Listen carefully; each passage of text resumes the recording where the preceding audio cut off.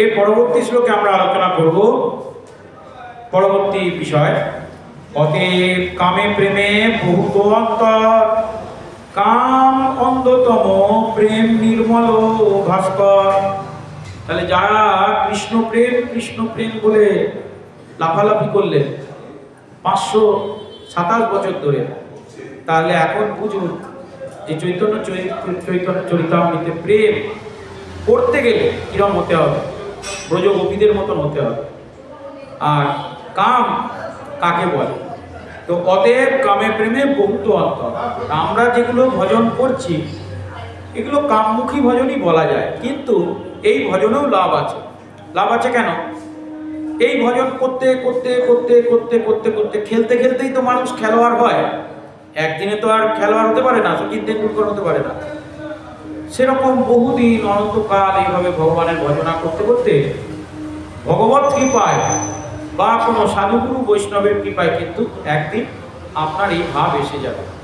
তখন আপনি নিতাই গৌর হরি হরি বল বলতে বলতে আপনি ব্রজ ভাবে গোপী প্রেম বা গোপী ভাবে ভজনা করতে পারবেন। কিন্তু এখন যাকে আমরা কৃষ্ণ প্রেম কথা কৃষ্ণের ভজন বলে ভাবছি, অতএব কামে প্রেমে বহুত অন্তর, কাম অন্ধতম, প্রেম নির্মল ভাস্কর। কাম হচ্ছে অন্ধকার আর প্রেম হচ্ছে নির্মল ভাস্কর, অর্থাৎ ভাস্কর মানে সূর্য, একদম নির্মল স্বচ্ছ সূর্যের মতন সকালবেলায় উঠলে যেরকম মনে হয়। অতএব গোপীগণের নাহি কামগন্ধ, কৃষ্ণ শুভ লাগি মাত্র, কৃষ্ণ সে সম্বন্ধ। এইরকম কৃষ্ণ প্রেম বা এইরকম ভজন খুব কম দেখতে পাওয়া যায়, দেখাই যায় না বলা যায়।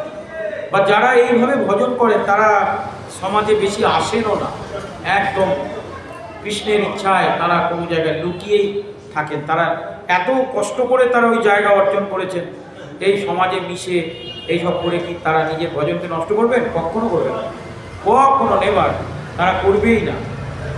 কিন্তু আমরা যদি কখনো এরকম সাধুগুরু বৈষ্ণবের সন্ধান পাই, তখন আমাদেরকে তার কাছে গিয়ে একটু ভিক্ষা করতে হবে, একটু কৃপা করুন, তার কৃপাতে তখন অনেক কিছু হবে।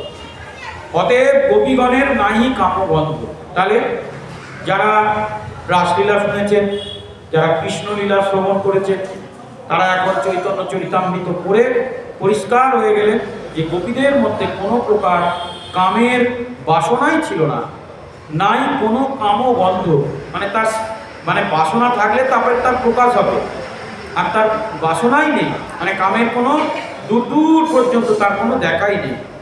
কৃষ্ণ সুখ লাগি মাত্র, কৃষ্ণ সে সম্বন্ধ। তাদের জীবনের বেঁচে থাকা সকাল থেকে রাত্রি একটাই ব্যাপার, সেটা হচ্ছে কৃষ্ণ সুখ। কৃষ্ণকে কি করে সুখী করবেন? সাজছেন সেটাও কৃষ্ণকে সুখী করার জন্যে, রান্না করছেন সেটাও কৃষ্ণকে সুখী করার জন্যে, কীর্তন করছেন সেটাও কৃষ্ণকে সুখী করার জন্যে, ভজন করছেন কৃষ্ণকে সুখী করার জন্য। এবার আসুন আমার মতন অধম যারা, তারা কৃষ্ণ ভজনা কেন করেন?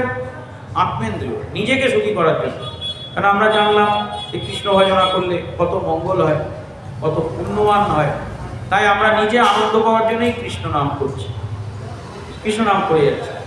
নিজে আনন্দ পাবো, কবে আনন্দ হবে সেই জন্য একেবারে মালা ঠক ঠক ঠক ঠক করে জপে যাচ্ছে।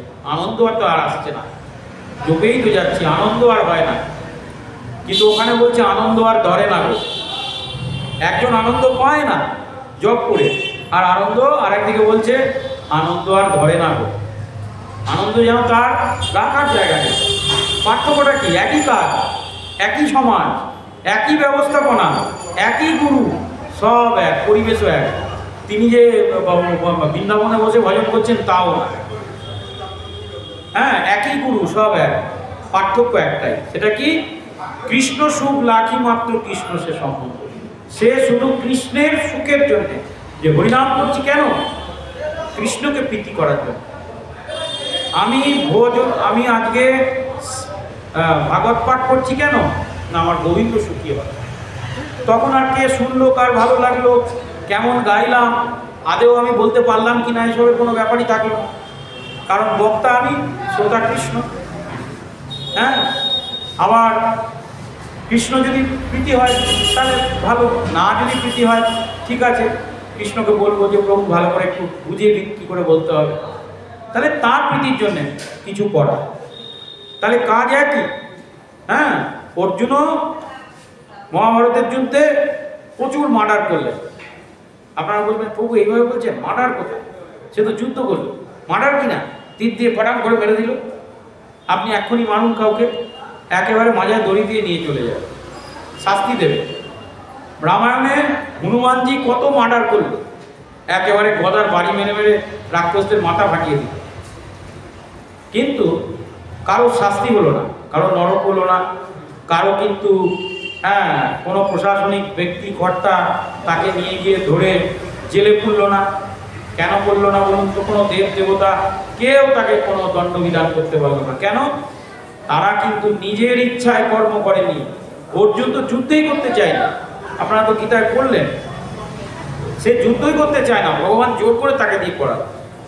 সে মানে যুদ্ধটা তার কাছে অরুচি বলে মনে হয়েছে, রুচি নেই, সে সন্ন্যাস নেবে এই তার ধারণা, কিন্তু ভগবান তাকে শিক্ষা দিলেন যে না, তুমি যুদ্ধ করো। তো তাহলে এই যে যারা অর্জুন, তারপরে হচ্ছে আমাদের কি বলে বজরংবলী, হনুমানজি, তারা যখন সংসার জীবনে এসে যুদ্ধ করছেন, আমরাও সংসার জীবনে যুদ্ধ করছি, অথচ আমরা কর্মের বন্ধনে পড়ে যাচ্ছি। পুণ্য করলে পুণ্য কর্ম বন্ধনে পড়ছি, পাপ করলে পাপের বন্ধনে পড়ছি। কই অর্জুনের তো পাপ হলো না, আর এদিকে হনুমানজির তো পাপ হলো না। তারা কেন মুক্ত হলো পাপ থেকে? কারণ শ্লোকে এইটাই হচ্ছে সেই ব্যাখ্যা যে কৃষ্ণ সুখ লাগি মাত্র কৃষ্ণ সে সম্বন্ধ। আমি কি করলাম না করলাম, আমি কি খেলাম তার সাথে ঘন্টা, আমি শুধু কৃষ্ণের কথা জানি আর কৃষ্ণ আমাকে জানে। আমি তার ইচ্ছায় কর্ম করি, ভালো হোক মন্দ হোক তার ব্যাপার। এইটা যদি মনে রেখে আপনারা কর্ম করেন, তাহলে পাপ এবং পুণ্য কেউ আপনাকে ছুতে পারবে না। জয় জয় শ্রী ভগবান কথা কি। আর হনুমানজির প্রসঙ্গ যখন এলো, তখন আর একটা কথা বলব, সেটা হচ্ছে এই যে 2024 আপনারা দেখেছেন, 2024 ছিল শনিদেবের স্টার। 2024 ছিল শনিদেবের স্টার। শনিদেব ছিলেন লর্ড অফ পানিশমেন্ট। হ্যাঁ, লর্ড অফ পানিশমেন্ট, অর্থাৎ তার কাজ হচ্ছে যে যেরকম কর্ম করেছে তাকে সেভাবে দণ্ড প্রদান করা, যে পাপ কর্ম করেছে তাকে পাপ কর্মের ফল দেওয়া, যে পুণ্যকর্ম করেছে তাকে পুণ্য কর্মের ফল দেওয়া। শনি যদি কারুর ছকে উচ্চস্থ থাকে তাহলে সে বড়লোক হয়ে যাবে, রাজা হয়ে যাবে। শনি আর রাহু এই দুটো মানুষকে ধনী করে দেয়। আর শুক্র, এই তিনটে গ্রহ, শনি রাহু আর শুক্র, এই তিনটে গ্রহ যদি পজিশন ঠিক থাকে তাহলে মানুষকে একদম চটচমার করে উন্নতি করিয়ে দেবে। আর শনিদেব যদি কারো লগ্নে বা পুষ্টিতে নিচস্থ থাকে, তারা এই বছর প্রচণ্ড শাস্তি পেয়েছে, ভয়ঙ্কর তাণ্ডব তাদের সঙ্গে হয়েছে। কিন্তু শনিদেবের একটা গুণও ছিল, এই গুণটা কি? আপনি যদি কৃষ্ণ ভজনা করেন, গীতা পাঠ করেন, ভগবানমুখী হন, তাহলে কিন্তু উনি শাস্তি অনেক কমিয়ে দেন। এটা শনিদেবের একটা গুণ, কারণ উনি বয়োজ্যেষ্ঠ, একটু মার্জিত স্বভাব, আর নিজেও খুব ধার্মিক, যার জন্য 2024টা খুব খারাপ গেছে অনেকের, ব্যবসা পাতি শরীর দিক থেকে।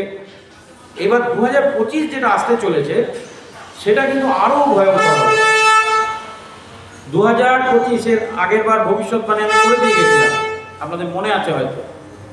2025 প্রত্যেক মানুষের জীবনে আরও ভয়ঙ্কর হতে চলেছে।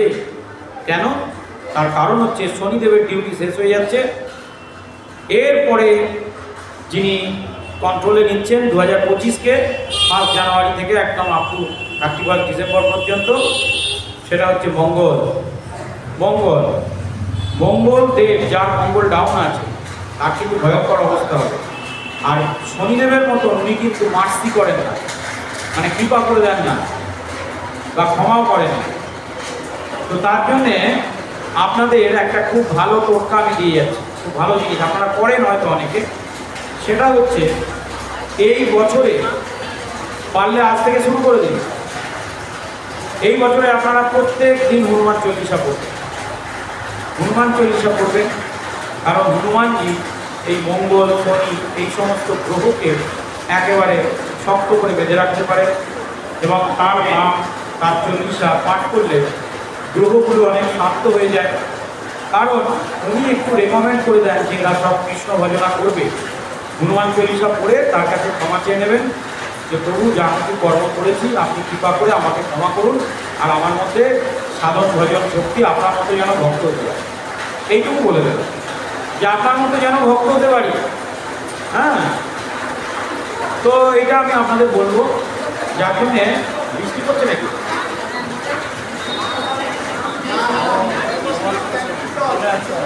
হ্যাঁ, তো 2025 আপনারা প্রত্যেকে হনুমান চল্লিশা করবেন, হরিনাম কৃষ্ণনাম সংকীর্তন ভাগবত যা কিছু করছে ঠিক আছে, তার সাথে ইন অ্যাডিশন পারলে এটা করবে।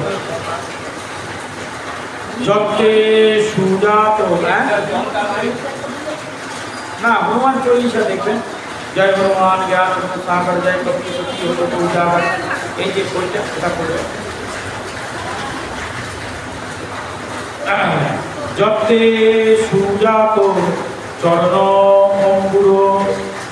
অম্বুর রুহুস্তনেষু ভীতাসनै প্রিয় দহিমহি ব্যক্ততে না কিঞ্চ তদ্ব্যাপতে না কিঞ্চ। আবার বলতে হবে, যতে সুজাত চরণ অম্বুর স্তনেষু ভীতাসनै প্রিয় এহে দধিমহে কর্কশেষু তেন অটোবিম অটোষি যদ্ব্যক্ষতে ন কিঞ্চি কূপ আদিভি ব্রহ্মতি হি ভবেৎ আয়ুষাম নঃ। তো বলছেন যততে সুজাত চরণ অম্বুজ রহুম স্তনে। এই শ্লোকটা এটা হচ্ছে শ্রীমদ্ ভাগবতমের দশম স্কন্ধের 31তম অধ্যায় 19 নম্বর শ্লোক। এই প্রসঙ্গে আমরা অনেকবার ব্যাখ্যা করেছি যে একবার যখন কৃষ্ণ লীলা বিলাস করতে যাচ্ছিলেন তখন গোপীরা তার পায়ে কাঁটা ফুটে যাবে বলে তাকে বারবার বলছিলেন যে প্রভু তুমি রথে ওঠো, যদি তুমি রথে না ওঠো তাহলে কিন্তু আমরা এই মাটিতে শয়ন করব, আর তুমি আমাদের স্তনের ওপর দিয়ে হেঁটে হেঁটে যাবে, যাতে তোমার এই যে কোমল চরণ ভূমিতে অনেক কীট পতঙ্গ কাঁটা বালিকণা রয়েছে তোমার তা ফুটে না যায়, সেই জন্য তুমি আমাদের স্তনের ওপর দিয়ে হেঁটে যাবে। তো এই প্রসঙ্গে অনেকবার আমি ব্যাখ্যা করেছি, তাই সেই শ্লোকটাই এখানে বলা হলো যে যত্তে সুজাত, তুমি হচ্ছে সুকুমার বালক কিশোর, হ্যাঁ, চরণ অম্বুজ স্তনেষু, তোমার চরণ হচ্ছে পদ্মের মতো কোমল অপূর্ব সুন্দর, তাই স্তনেষু ভীতাসনৈ প্রিয়। তাই তুমি কি করবে না ওই কাঁকড়ের মধ্যে দিয়ে হেঁটে যেও না, বরং আমরা শয়ন করছি। আপনাদের মনে আছে গোপীরা এইদিকে মাথা দিলেন ওইদিকে পা দিলেন, আর কিছু গোপী এইদিকে মাথা দিলেন ওইদিকে পা দিলেন। এবারে ভগবানকে বলছেন যে তুমি আমাদের বক্ষের উপর দিয়ে হেঁটে যাও। তো ভীতাসনৈ প্রিয় দধিমহি, যে তোমার এর মধ্যে ভীত হওয়ার কোনো প্রয়োজন নেই, কারণ আমরা তো তোমার সব সখী বা সখা, তো তাই তোমার চরণ যাতে কষ্ট না পায় তার থেকে আমাদের কষ্ট হোক, আমরা সেই কষ্টটা নেব, কিন্তু তোমার যেন কষ্ট না হয়। দহিমহি কর্কশেষু, হ্যাঁ, তেন অটগতি অবশ্যই, যদি আমাদের স্তনও তোমার কাছে কর্কশ বলে মনে হয় তাহলে আমাদের হৃদয়ের ওপর দিয়ে তুমি হেঁটে যাও, এইভাবে বলছেন। তো তাতে আমাদের কোনো ব্যথা হবে না। তো হে প্রিয়, তোমার সুচরণ কমল আহত হবে এই আশঙ্কায় আমাদের কর্কশ স্তনের ওপর দিয়ে তুমি হেঁটে চলো, তুমি আমাদের জীবন স্বরূপ, তাই বনচারণের সময় পাথরকুচির আঘাতে সুকোমল চরণোদয় যাতে আহত না হয় সেই আশঙ্কায় বা সেই উৎকণ্ঠায় আমরা এই আচরণ করছি। রাসলীলায় আমরা এগুলো শ্রবণ করেছিলাম। শ্রীমদ্ ভাগবতমে গোপীদের প্রেমের এই প্রভাব, প্রেমের এই আচরণ কৃষ্ণদাস কবিরাজ দেখাবার জন্যে যে কীরকম কৃষ্ণকে তারা ভালোবাসে সেইটা তিনি বর্ণনা করলেন। আত্মসুখে দুঃখী গোপীর নাহিক বিচার, কৃষ্ণ সুখ হেতু চেষ্টা মনোব্যবহার। তাহলে গোপীদের মধ্যে নিজেকে সুখী করার বিন্দু মাত্র ইচ্ছা নেই, তাহলে স্তনের উপর দিয়ে হেঁটে যেতে বলতেন না। হ্যাঁ, তাহলে আত্মসুখে দুঃখে গোপীর নাহিক বিচার, যে আত্মসুখ এসব নিয়ে তারা চিন্তাই করে। কৃষ্ণ সেবায় সুখ আসুক দুঃখী আসুক সবকেই তারা কৃপা বলে মনে করে। আত্মসুখ হেতু চেষ্টা মনোব্যবহার, তো তাদের মনকে তারা এমনভাবে তৈরি করেছে যে যাতে কৃষ্ণ সুখের জন্যে তারা কিন্তু নিজের আচরণকে তৈরি করতে পারে, এবং এটাই হচ্ছে মনোসংযোগ। মনোসংযোগ মানে মন যদি যা চাইছে সেটা আপনি তাকে দিতে শুরু করেন, তাহলে মন আস্তে আস্তে মানে সেই ছোট শিশুর মতো নিয়ন্ত্রণের বাইরে চলে যায়। মনকে আপনাকে সংযত করতে হবে। কিভাবে? কৃষ্ণ সেবার মাধ্যমে তাকে নিয়োগ করতে হবে। মন যদি কৃষ্ণ সেবা করতে চায় সেই বস্তু তাকে তৎক্ষণাৎ দেবেন, আর মন যদি কৃষ্ণ সেবা না করতে চেয়ে জগতের সেবা করতে চায়, অন্য কিছু চায়, তখন তাকে জাস্ট না করে দেবে, না করে দেবে, বলবে যে না এখন এটা হবে না। হ্যাঁ, তো তখন দেখবেন মন আস্তে আস্তে আস্তে আস্তে মানে অনাদিকাল ধরে মন হ্যাঁই শুনে এসছে। যে মানুষ জীবনে কখনো না শোনেনি সে হ্যাঁ মানে হ্যাঁ শোনেনি, হ্যাঁ মানে সে তো না তো মেনে নিতে পারবে না। সবাই তো হ্যাঁ শুনতে চায়, তো মনও চায় যে আপনাকে উৎপীড়ন করবো, চল ভালো খাবার খেয়ে আসি, হ্যাঁ চল একটু বেরিয়ে আসি, হ্যাঁ চল একটু ঘুরে আসি, হ্যাঁ সবেতেই হ্যাঁ। মন দেখছে আমার কথা শুনছে, তাহলে একে এইভাবে নাচাও। কিন্তু মনকে এগুলো দেওয়া যাবে না। মন যখন কৃষ্ণ সেবায় নিয়োজিত হতে চাইবে, মনকে যদি নিয়ন্ত্রণ করতে চান, ভগবানমুখী কিছু চাইলে মনকে দেবে, তাহলে জাস্ট না করে দেবে। এইটাকেই বলা হচ্ছে মনের নিয়ন্ত্রণ। এইভাবে আপনি মনকে নিয়ন্ত্রণ করতে পারেন। কৃষ্ণ লাগি আর সব করে পরিত্যাগ, কৃষ্ণ সুখ হেতু করে শুদ্ধ অনুরাগ। তাহলে আবার কি বললেন? কৃষ্ণ সুখ লাগি আর সব করে পরিত্যাগ। গোপীদের কথা বলা হচ্ছে। গোপীদের কথা বলা হচ্ছে কেন না, গোপীদের কথা বললে অন্যের কথা শুনে শুনে যদি মনে কখনো বাসনা জাগে, আমরাও যদি এরকম হতে পারি। এই যে বাসনা হলো, ভগবান তথাস্তু বলে দিলেন, জানেন? ভগবান বললেন তথাস্তু, মানে আজ না হয় কাল আপনার হবে। এখন হয়তো হচ্ছে না, কিন্তু বাসনা যদি হয় যে না আমিও যদি এরকম হতে পারতাম, একবারও কি মনে হয়েছে? যদি মনে হয়ে থাকে তাহলে হবে। এই জন্য হোক পরের জন্য হোক, যে কোনো সময় হবে, হবেই হবে। তো তাই কৃষ্ণ লাগি আর সব করে পরিত্যাগ। গোপীরা সব কিছু তারা পরিত্যাগ করতো, এগুলো আমরা আগে শ্রবণ করলাম। লোকধর্ম, বেদধর্ম, দেহধর্ম, কর্ম, লজ্জা, সব সব পরিত্যাগ করলো। আরো অনেক কিছু আছে যেগুলো আমি বলে এসেছি, আর বলতে চাইছি। তো সব কিছুকে পরিত্যাগ করলো গোপীরা। এইবার মাঝে মাঝে আমাদেরকে নিজেদেরকে দেখতে হবে, নিজেদেরকে দেখতে হবে যে গোপীরা তো কৃষ্ণের জন্য সব কিছু পরিত্যাগ করেছে, কিন্তু আমার ভেতরে যে মন নামক বস্তুটা বসে আছে, সে কি কি পরিত্যাগ করতে চাইছে, সে কি কি পরিত্যাগ করতে চায়। তাহলে আস্তে আস্তে সেগুলোকে ধরতে হবে। ভালোগুলো যদি থাকে থাক, কয়েকটা খারাপ গুণ যেগুলো আছে সেগুলোর উপর নিয়ে কার্য করুন। যেমন ধরুন কামনা বাসনা অধিক যদি থাকে, কামনা বাসনার প্রয়োজন আছে। কাম থেকে জগৎ সৃষ্টি, ব্রহ্মাণ্ড সৃষ্টি। কাম আছে বলেই আমরা ভগবানকে, সেটা কামের দ্বারা ভগবানকে সেবা করতে পারবো। কিন্তু তা যদি অধিক থেকে অধিকতর হয়, তাহলে তার নিয়ন্ত্রণের প্রয়োজন আছে। ক্রোধ, ক্রোধকেও আমরা ভগবানের সেবায় লাগাতে পারবো। কি করে? যখন কোনো ভগবান বিদ্বেষী ব্যক্তি আমাদের ওপর ভগবান বিদ্বেষী আচরণ করবে, তাকে আমরা দণ্ড দেবো, হ্যাঁ, তাকে যথেষ্ট শাস্তি দেবো। এটাকে আমরা ক্রোধকে ভগবানের সেবায় লাগাতে পারি। এরপরে হচ্ছে কি? কাম, ক্রোধ, লোভ। লোভ কিসে হবে? সাধু সঙ্গে, কৃষ্ণ ভজনে, প্রসাদে লোভ থাকা ভালো। তাহলে কাম, ক্রোধ, লোভ এগুলোকে এইভাবে আমরা ব্যবহার করতে পারি। মোহ, সংসারের প্রতি অমোহ আর ভগবানের সেবার প্রতি মোহ, কাম, ক্রোধ, লোভ, মোহ, মত মানে মত্ততা, ভগবানের অনুষ্ঠানে নিজেকে মত্ত করে তোলা। ধরুন কোনো অনুষ্ঠান হলো, সেখানে সম্পূর্ণরূপে নাচ গান করে সেবা করে আমি নিজেকে একেবারে, বাড়ির লোক বলে না, বাবা তুমি তো মত্ত হয়ে উঠেছো, তোমাকে শনিবার এলে আর পাওয়া যায় না, তুমি একবার মত্ত হয়ে সেজে গুজে চলে যাও, কোথায় যে যাও কে জানে, হ্যাঁ মত্ত হয়ে আসে। এইরকম মত্ত হওয়া ভালো। তাহলে কাম, ক্রোধ, লোভ, মত, এরপরে হচ্ছে মাৎসর্য। মাৎসর্য, এই যে মাৎসর্য, এইটার জন্যে আমরা কিছু করতে পারছি না। মাৎসর্যকে ভগবানের সেবায় কিন্তু লাগানো যাবে না। কামকেও লাগানো যাবে, ক্রোধকেও লাগানো যাবে। ক্রোধী ব্যক্তিকে দিয়ে ভগবানের সেবা হবে, লোভী ব্যক্তিকে দিয়েও হবে।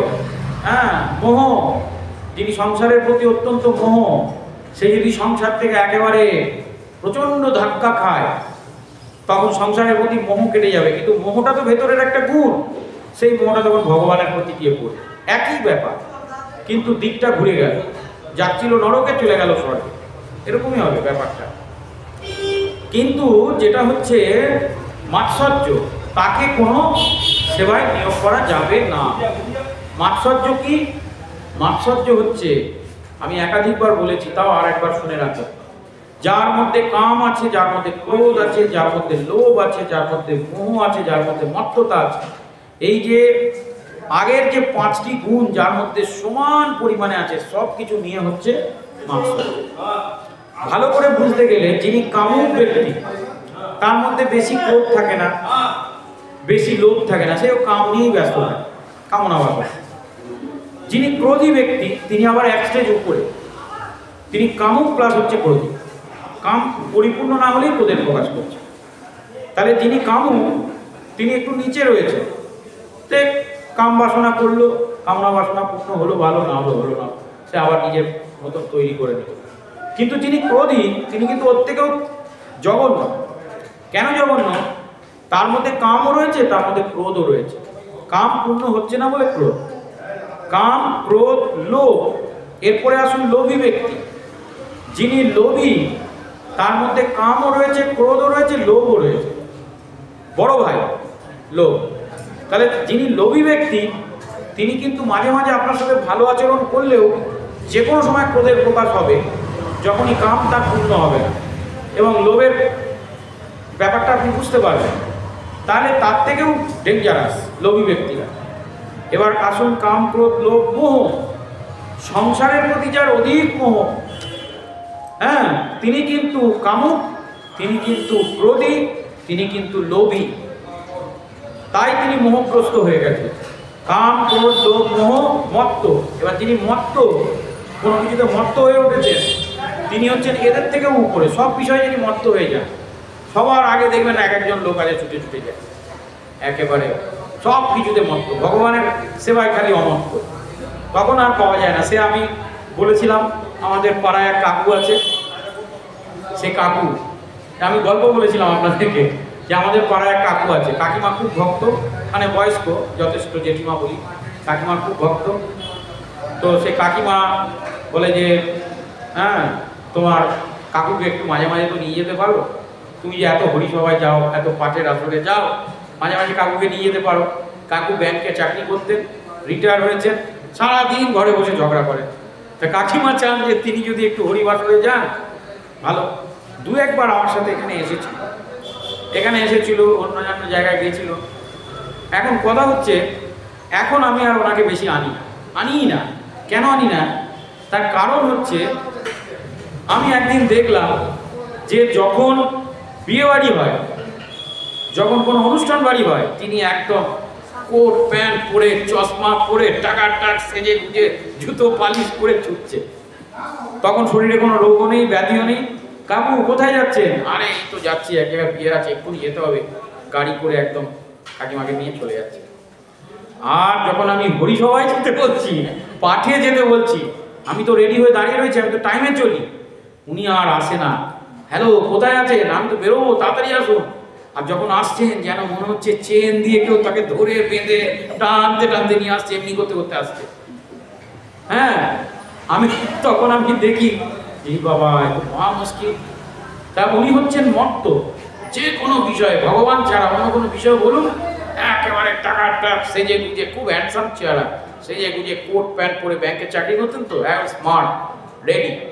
কিন্তু যেই আপনি বলবেন হরিসভায় চলুন, শিয়ালদা হরিসভা পাঠে, তখন কিন্তু আপনাকে চেন দিয়ে ধরে বেঁধেই নিয়ে যাবে। যখন মনে হচ্ছে যেন এমনি করে যাচ্ছে, কাকু আপনি জলের বোতল নিয়েছেন তো? হ্যাঁ। অটোতে উঠতে পারবেন তো? হ্যাঁ। যা প্রশ্ন করবেন উত্তর দেয় না, বুঝেছেন? মানে জোর জবরদস্তি তাকে নিয়ে যাওয়া হচ্ছে। তাহলে এই ব্যক্তিকে কি বলা হবে? মত্ত ব্যক্তি। তিনি কিন্তু ভগবানে তার কোনো মত্ততা নেই। এখন আমি দেখছি একে চেন দিয়ে তোর রোজ বেঁধে নিয়ে যেতে গিয়ে আমার অবস্থা খারাপ হয়ে যাবে, আমার ভক্তরা তো অসন্তুষ্ট হবে, তাদের দেরি হয়ে যাবে আসরে। হ্যাঁ, তখন সেই জন্য আমি অ্যাড্রেস দিয়ে দিয়েছি, টাইম বলে দিচ্ছি, হোয়াটসঅ্যাপ করে দিচ্ছি যে আপনি আপনার টাইম মতো পৌঁছে যাবেন, আসার সময় নয় আমার সাথে আসবেন। তাকে প্রসাদের লোক দেখালেও যেতে চায় না, তার তো অন্য প্রসাদ, সেসব প্রসাদ তার ভালো লাগে না। খুব ভালো প্রসাদ যদি হয় তাহলে হয়তো বললে তখন আসবে, নাহলে কিন্তু আসবে। তো এইরকম যদি অবস্থা হয়, মত্ত তারা ওইসবেই মত্ত হয়ে আছে। তো তারা হচ্ছে কি কামুক, ক্রোধী, লোভী, মদ মাৎসর্য। কিন্তু একটা ভালো গুণ আছে, সেটা হচ্ছে কি ওই চেন দিয়ে ধরে বেঁধে হলেও তাকে নিয়ে যাওয়া যাবে। হয়তো আমি প্রচেষ্টা করছি না, এটা আমার ব্যর্থতা বা আমার সময় নেই তাই জন্যে, কিন্তু অন্য কেউ যদি আরও সহৃদয় ব্যক্তি যদি হয় তাহলে সে তাকে পারবে করতে। মত্ত ব্যক্তিকেও করা যাবে ভগবানের সেবায়। একবার যদি তার চ্যানেলটা ঘুরে যায়, ওই শুনতে শুনতে শুনতে শুনতে এমনও হলো সে বুঝতে পারলো যে না, এর থেকেও ভালো স্বাদ এখানে রয়েছে, এখানে আরও বেশি আনন্দ পাওয়া যায়, তখন কিন্তু তার ওই যে গুণটা ছিল মত্ত, সে কিন্তু এখানে মত্ত হয়ে যাবে। তখন তাকে দিয়ে আপনি সব কাজ করিয়ে নিতে পারবেন। তার ক্রোধ, সে তখন গেটে দাঁড়িয়ে কে কুপন এনেছে একেবারে ক্রোধ করে একেবারে সব কাজ করে দেবে, ভয় দেখিয়ে সবাইকে কাজ করিয়ে দেবে, সব ভগবানের সেবায় কাজে লেগে যাবে। জয় জয় যদি ভগবত কথা কি। তো এখন সেই সময় আমার যেহেতু নেই, সেই জন্য আমি পারছি না। আপনাদের থাকলে বলবেন, আমি পরিচয় করিয়ে দেবো। এরকম অনেক ব্যক্তি আছে চেন দিয়ে ধরে বেঁধে আনলে কিন্তু আসবে। কথা হচ্ছে এটাই। হ্যাঁ, ও বাবা, না না, আধ ঘন্টা আগে বলে সে উঠছে আমার মিজাজ দেখাবে। আরে আমি এসে গেছি, তুমি আসছো না কেন? হ্যাঁ, তা এই হচ্ছে ব্যাপার। তা কিন্তু তাহলে আপনারা বুঝতে পারলেন মত্ত ব্যক্তির মধ্যে এই গুণগুলো রয়েছে। তার মধ্যে কাম রয়েছে, ক্রোধ রয়েছে, লোভ রয়েছে, মোহ রয়েছে, তারপরে তিনি মত্ত হয়েছে। কিন্তু যিনি মাৎসর্য পরায়ণ, তাকে দিয়ে কিন্তু আর কোনো কার্য হবে না। তার কারণ হচ্ছে কি, যিনি মাৎসর্য পরায়ণ ব্যক্তি, ভগবানই তাকে পছন্দ করে, আর আমি তাকে জোর করে নিয়ে এসে করব। যারা ভগবান বিমুখ তারা এই মাৎসর্য পরায়ণের কারণেই তারা বিমুখ। মাৎসর্য পরায়ণ ব্যক্তির লক্ষণ কি? ঈর্ষা আর হিংসা। ঈর্ষা, হিংসা আর মাৎসর্য, মানে তারা তো সবসময় ঈর্ষিত, হর্ষিত। এখানে এসেও হয়তো আমাকে হিংসে করবে, ওই বাবা ও আমার থেকে ছোটো, বাবা ওকে মালা পরাচ্ছে, ওকে চন্দন দিচ্ছে, আমাকে পরে দিচ্ছে। এই যে ঈর্ষা হিংসা যার মধ্যে রয়েছে, সে কিন্তু কোনো দিন কৃষ্ণ ভজনে আসতে পারবে না। জয় জয় শ্রী ভগবান কথা কি। এখানে কি হবে? কৃপা, আনন্দ পেতে হবে। বাহ, অত বয়স কম হয়েও সে মালা পড়ছে, আমি দেখো এখনো কিছুই করতে পারলাম না, তাহলে ওর কাছ থেকে আমার কিছু শিক্ষা নেওয়া দরকার। উনি 16 মালা জপ করছে, আমি 4 মালাও করতে পারছি না, আমাকেও করতে হবে। এই ভাব যার মধ্যে থাকবে সেই কিন্তু আধ্যাত্মিক জীবনে উন্নতি করতে পারবে, মানে তার সম্ভাবনা রয়েছে। কিন্তু যার মধ্যে হিংসা রয়েছে সে কিন্তু কিছুই করতে পারবে। তাই আমরা যেটা আলোচনা করছিলাম যে গোপীদের যেটা বিষয়, সেটা হচ্ছে আত্মসুখ দুঃখে গোপীর নাহিক বিচার। তারা কতটা সুখী হবে, কতটা দুঃখী হবেন, এইসব নিয়ে গোপীরা কিন্তু কখনো বিচার করেন না। কৃষ্ণ সুখ হেতু চেষ্টা মনোব্যবহার, শুধু কৃষ্ণের সুখের জন্যে তারা কিন্তু বাহ্যিক জীবন বা ব্যবহারিক জীবন করে। কৃষ্ণ লাগি আর সব করে পরিত্যাগ, কৃষ্ণ সুখ হেতু করে শুদ্ধ অনুরাগ। কি বললেন? কৃষ্ণ লাগি আর সব করে পরিত্যাগ, কৃষ্ণের জন্য সব পরিত্যাগ করতে পারে। আর কৃষ্ণ সুখ হেতু করে শুদ্ধ অনুরাগ।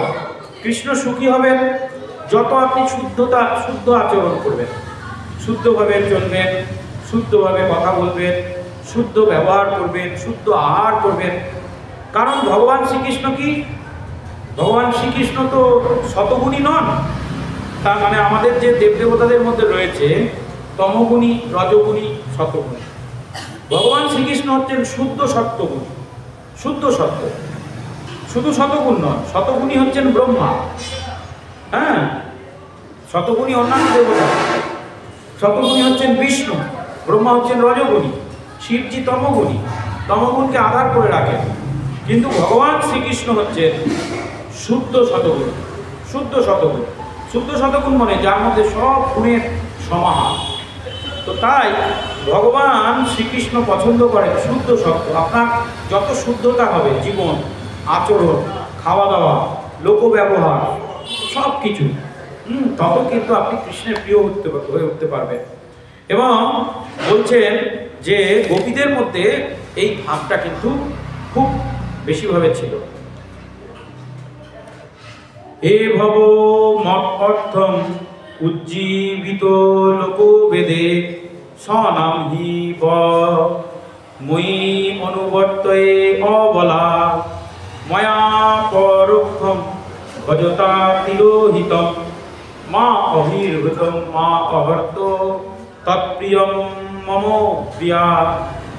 বলছেন এবং মত অর্থম উজ্জীবিত লোক বেদ, হ্যাঁ, বলছেন ভগবান বলছেন শ্রীকৃষ্ণ রাসলীলায় শ্রীমদ্ ভাগবতমের দশম স্কন্ধের 32 নম্বর অধ্যায় 21 নম্বর শ্লোকে গোপীদের এই আচরণ যখন দেখলেন তখন তিনি বলছেন এবং মদর্থম উজ্জীবিতম লোকবেদ, বলছে হায় হায় আমাকে কত ভালোবাসে গোপীরা, শ্রীমতী রাধারানী কত ভালোবাসে, যে আমার জন্যে তারা সমস্ত প্রকারের সুখ বর্জন করেছে, লোক ব্যবহার বর্জন করেছে, লজ্জা, ঘৃণা, ভয়, বৈদিক আচার আচরণ সব কিন্তু পরিত্যাগ করেছে। স্বনামহি বৈময়ী, তাই এরাই আমার স্বজন। এই গোপীরাই হচ্ছে আমার সবচেয়ে স্বজন, মানে প্রিয়জন। ভগবান শ্রীকৃষ্ণ দীপ্ত কণ্ঠে ঘোষণা করলেন আমরা সবাই ভগবানের প্রিয়, কিন্তু ভগবানের কোনো প্রিয় বা অপ্রিয় বলে কিছু নেই। কিন্তু তার মধ্যেও তো সবচেয়ে বেশি কাকে ভালোবাসে? গোপীদের। ভগবান সে কথাই বললেন স্বনাম হি ব মই অনুবর্তয়ে অবলা। এরা তো অবলা নারী, নারীরা এমনিও একটু মানে অন্যান্য দিক থেকে যে পিছিয়ে ছিল সেই সময়, এখন এগিয়ে যাচ্ছে। কিন্তু সত্যতেতা না করে নারী শক্তিকে বাড়তে দেওয়া হয়নি। কেন বাড়তে দেওয়া হয়নি? এর পেছনেও কিন্তু অনেক দৃষ্টিভঙ্গি ছিল, যাতে কারণ প্রকৃতির আয়ু তখন অনেক বেশি ছিল, তো মানুষের আয়ু অনেক বেশি ছিল। নারী তো শক্তির প্রতীক, এমনি শক্তি। নারী যদি তার শক্তিকে জেনে যায়, নারী যদি তার শক্তির পরিচয় পেয়ে যায়, এই শক্তি যদি সৎ পথে চালিত হয় তাহলে সে দুর্গা হলো, কালী হলো, হ্যাঁ, লক্ষ্মী হলো, সরস্বতী হলো। কিন্তু এই শক্তির দ্বারা তার যদি অপব্যবহার করে তাহলে সেই নারী শক্তিকে ঠেকানো কিন্তু বড় বিপদ হয়ে যায়। সেই জন্যে আগেকার দিনের মুনি ঋষিরা এইগুলোকে ঠিক করেছিলেন যে নারীদের এই অবধি গণ্ডি থাকবে, তার বেশি তাকে ইয়ে করতে দেওয়া হবে। তাদের শক্তিকে ব্যবহার করে নিজেরাই এই সব কিছুকে বৈভবকে টিকিয়ে রাখবে। কারণ নারী হচ্ছে শক্তি আর পুরুষ হচ্ছে শক্তিমান, হ্যাঁ। কিন্তু এখন কলিযুগে কি হচ্ছে, কলিযুগে যেহেতু এটা কলির যুগ, নারীদের অবাধ মেলামেশা, অবাধ আচরণ, অবাধ শিক্ষা ব্যবস্থা এবং সব জায়গায় একটু এক্সট্রা প্রাধান্যতা দেওয়া হচ্ছে। ফলে কি হচ্ছে, পুরুষের কাছে তো শক্তিই নেই, নারীর কাছেই তো শক্তি। সে তার শক্তিকে কাজে লাগিয়ে যে কোনো জায়গায় দেখবেন এক ভাই এক বোন, যদি দুজনেই পড়াশোনায় ভালো হয়, বোন কিন্তু কাটকাট করে এগিয়ে যাচ্ছে, ভাই আর বেশি এগোতে পারছে। নারীরাই দেখবেন আস্তে আস্তে আস্তে আস্তে আস্তে আস্তে কিন্তু সমাজের উন্নয়ন ঘটছে। কিন্তু এর ফলে কি হচ্ছে, পুরুষরা তো পিছিয়ে পড়ছে।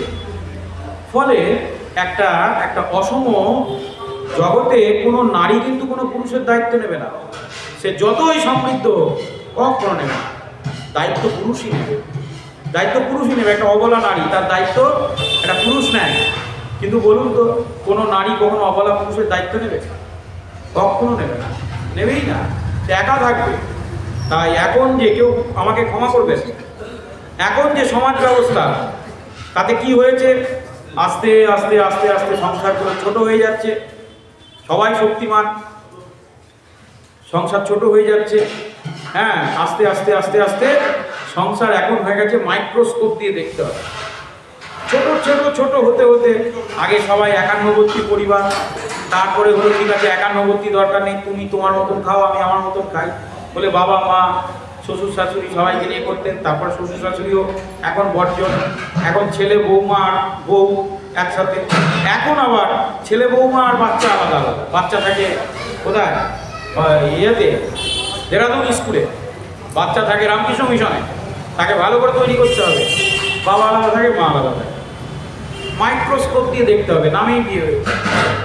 তাহলে কি হলো, এবার 1 বছর 2 বছর বারে যখন দেখা হচ্ছে তখন তো কোনো সম্পর্কের বন্ধন তৈরি হয়নি।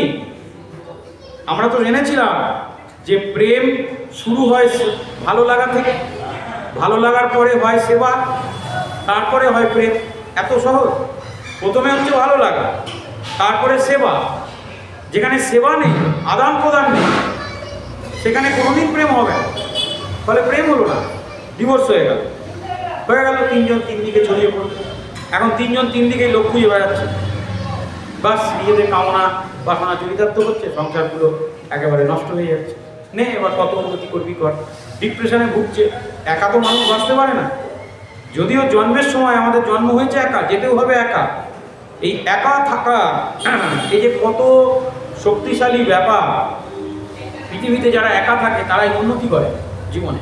যে কোনো লোক দেখবে যে একা আছে সেই উন্নতি করেছে। যখনই মানুষ সংসার বন্ধনে আবদ্ধ হবে আর তার উন্নতি হবে না। হ্যাঁ, নরেন্দ্র মোদী থেকে শুরু করে যোগী আদিত্যনাথ, স্বামী বিবেকানন্দ, এদিকে মাদার টেরেসা, যে জীবনে একা থাকবে, একা জীবনে যত আপনি একা থাকতে পারবেন। হ্যাঁ, জানেন তো আমরা বৈজ্ঞানিকরা সমস্ত এক্সপেরিমেন্ট করে দেখেছে যে একাকিত্বটা একটা বিরাট বড় সম্পদ, যদি আমরা তাকে কাজে লাগাতে পারি। এই একা থাকলেই আপনি নিজেকে চিনতে পারবেন, আপনার আত্মজ্ঞান হবে, আপনি সম্পূর্ণ নির্ভরশীল হবেন। আর আমরা গর্বে, মাতৃগর্বে কে ছিল তখন আমার সাথে? কেউ ছিল না, পূর্ণ একাই ছিলাম। মাতৃগর্ভে আমরা পূর্ণ একা ছিলাম, কিন্তু মাতৃগর্ভ থেকে বেরিয়েই আমাদের মায়ের সঙ্গে সাক্ষাৎ হলো, বাবার সঙ্গে সাক্ষাৎ হলো। এই আস্তে আস্তে আস্তে আস্তে কিন্তু আমরা একা আস্তে আস্তে মিশতে শুরু করলাম। সেই অভ্যাস আমাদের নষ্ট হয়ে গেল। কিন্তু সেই অভ্যাসকে যিনি ফিরিয়ে আনতে পারেন, যিনি একাকিত্বকে গ্রহণ করতে পারেন, তিনি ভগবত ভজনে এগিয়ে যেতে পারেন। আর যিনি একা থাকতে পারেনই না, তার পক্ষে ভগবত ভজন হবে না, স্থিরিত হয়ে যাবে। তো তাই একাকিত্ব আমাদের কোনো অসুখ নয়। একা থাকাটা একটা আমাদের জন্য বিশাল সুযোগ। এই সুযোগ যার কাছে আছে সে সেই সুযোগকে কাজে লাগায়।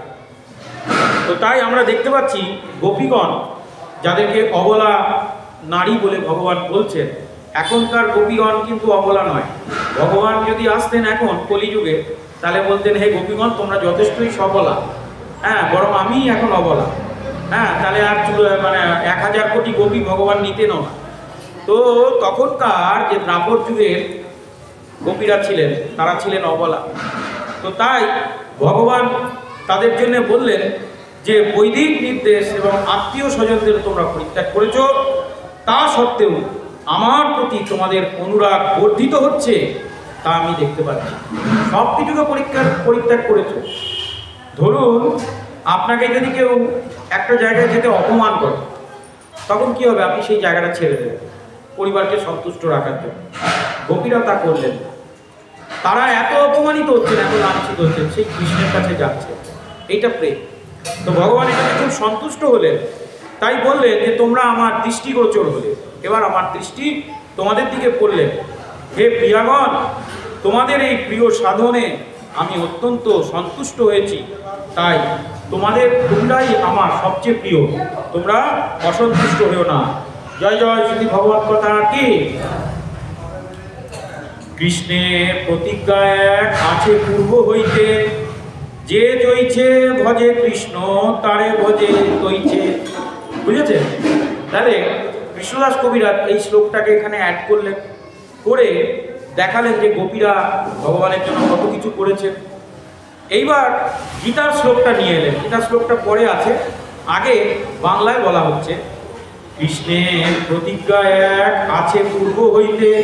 কৃষ্ণ কোনো এক জায়গায় তিনি প্রতিজ্ঞা করেছেন, কৃষ্ণের প্রতিজ্ঞা এক আছে পূর্ব হইতে, যে জয়ছে ভজে কৃষ্ণ তারে ভজে তৈছে। আমার যে যেরকম ভজনা করবে আমিও তার তেমনভাবে ভজনা করব। পরবর্তীকালে সেই শ্লোকটা তিনি দিলেন, যে যথা মাম প্রবদ্ধন্তে তাং ততৈব ভজাম্যহম মম বর্তানুবর্তন্তে মনুষ্য পার্থ এবস।